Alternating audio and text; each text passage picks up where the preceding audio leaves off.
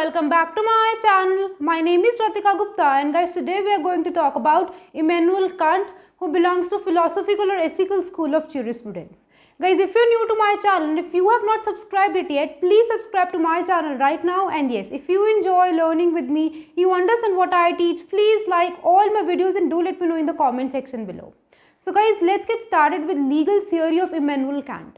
Guys Immanuel Kant की legal philosophy में हम एक ही कॉन्सेप्ट को स्टडी करेंगे विच इज हिज कॉन्सेप्ट और his theory of ethical postulates also called categorical imperatives. But guys इसको स्टडी करने से पहले विच इज़ वेरी इजी, हम लोग देखेंगे कि इमैनुअल कैंट ने ये कहा that there is a stark differentiation between law and ethics.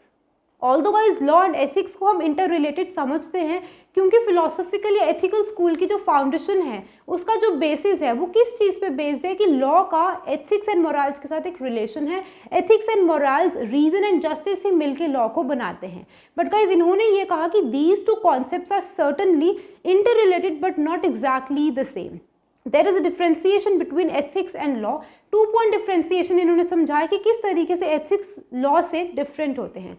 उन्होंने कहा दैट एथिक्स और morals it relates to a man's spontaneous acts whereas law deals with all those acts which a man can be compelled to perform.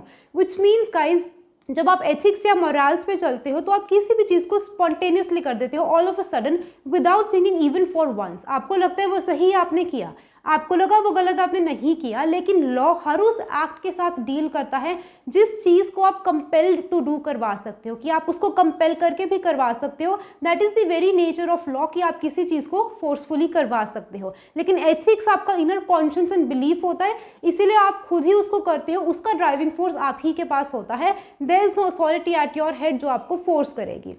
Secondly, उनका ये कहना है कि ethics it deals with inner life of a man. It is a matter of internal motives of an individual whereas law deals with external human conduct. Ethics होंगे या morals होंगे, नाम से पता लगता है वो आपकी इनर लाइफ को सेटिस्फाई करते हैं, इनर लाइफ से चलते हैं, आपके कॉन्शियस से चलते हैं कि आपका बिलीफ क्या कहता है. लेकिन गाइज जो लॉ होगा वो आपके एक्सटर्नल ह्यूमन कंडक्ट को सुधारेगा. बार बार मैंने रिपीटेडली एग्जाम्पल्स दी हैं कि किस तरीके से एक लॉ आपके एक्सटर्नल ह्यूमन कंडक्ट को संभालता है. फॉर एग्जाम्पल, बेसिक एग्जाम्पल है ट्रैफिक लाइट्स की. जब ट्रैफिक लाइट्स होती हैं तो आप उसको as a law as a rule उसको आप फॉलो करते हैं. That regulates your external human conduct कि आपको जब रेड सिग्नल है तो आपको क्रॉस नहीं करना है. That is something which you are compelled to do. अगर ट्रैफिक सिग्नल्स ना हो तो आप उस चीज़ को फॉलो भी नहीं करोगे.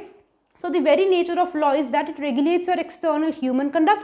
और किस तरीके से करता है? By compelling you to follow those rules. लेकिन एथिक्स कंप्लीटली डिफरेंट होंगे. वो आपकी इंटरनल लाइफ को, आपकी अंतरात्मा को शांति देती है. वो आपकी एथिक्स आपके मोरल्स होते हैं जो आपको इनर बिलीफ अंदर से आते हैं. कोई आपको नहीं बताता, एक्सटर्नली आप पे कोई इम्पैक्ट नहीं, लेकिन इंटरनली बहुत कुछ होता है. That is what his concept of ethics is. So इन्होंने डिफ्रेंशिएट किया 2 point differentiation between ethics and law.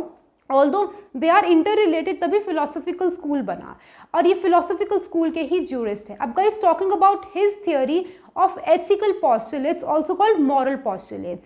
Guys अगर आपको याद हो, रॉस्को पाउंड के हमने ज्यूरल पॉस्टुलेट्स को डिस्कस किया था, उसी से रिलेटेड इनके एथिकल पॉस्टुलेट्स हैं. ऑल्दो इन्होंने रॉस्को पाउंड के जैसे कोई प्रॉपर लिस्ट नहीं दी कि क्या हमारे एथिकल पॉस्टुलेट्स होते हैं क्या नहीं होते. इन्होंने सीधी सी बात कही कि ethical postulates are also called moral postulates, जो कहीं ना कहीं एक इंसान के रीजन और उसकी मॉरल ऑब्लिगेशन से आते हैं. रीजन से आएंगे, ethics, morals and moral obligation से आएंगे. Moral obligation means moral duty towards one's own self also and society at large also. हमारी as an individual responsibility towards one's own self तो होती है, लेकिन we have an obligation towards others also. और अगर आपको इस कॉन्सेप्ट की थोड़ी नॉलेज हो रॉस्को पाउंड के लेक्चर से, तो मॉरल पॉस्टुलेट्स या फिर ज्यूरल पॉस्टुलेट्स रॉस्को पाउंड के, it is nothing but duty oriented, जहाँ पे हम लोग ड्यूटीज़ की बात करते हैं and we don't talk about rights. हम लोग राइट्स की बात नहीं करते, हम लोग ड्यूटीज़ की बात करते हैं कि हमारी कुछ ड्यूटीज़ हैं जो हमें परफॉर्म करनी है. अगर हम उनको परफॉर्म करते रहेंगे तो एक righteous and civilised and peaceful harmonised life एक सोसाइटी में पॉसिबल है. जब हर इंसान अपने राइट्स की बात करेगा तो वहाँ पे कॉन्फ्लिक्ट होगा and rights are a source of conflict. अगर हर इंसान अपनी ड्यूटीज़ परफॉर्म करेगा which is inscribed in these postulates, तो हमारी सोसाइटी में हार्मनी रहेगी. इनके अकॉर्डिंग ये एथिकल पॉस्टुलेट्स हैं जो हमारे एथिक्स और हमारे मोरल्स से आते हैं. और इसी चीज़ को इन्होंने अपनी थियोरी ऑफ कैटेगोरिकल इम्पेरेटिव्स कहा।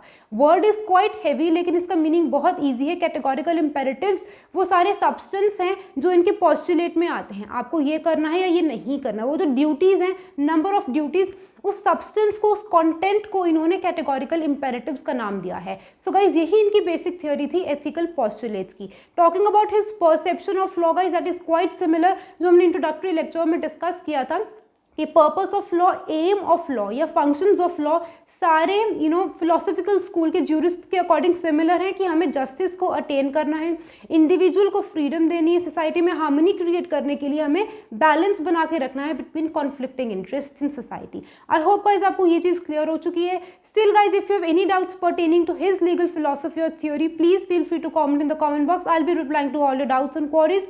Till then guys, keep learning, keep shining, stay safe and bye bye.